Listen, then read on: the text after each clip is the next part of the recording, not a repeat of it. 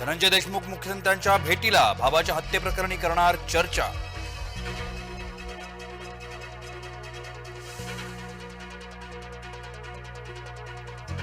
आता दर आठवड्याला किमान 3 दिवस मुंबईत थांबा, उर्वरित दिवसात मतदारसंघातील कामांचं नियोजन करा.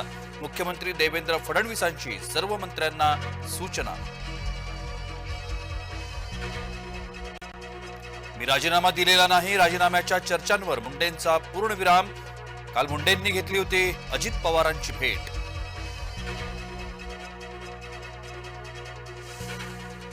मनपा निवडणुकीसाठी मनसेची रणनीती, मनसेच्या बैठकीत पक्षबांधणीवर चर्चा, विविध मुद्द्यांवरही विचारमंथन.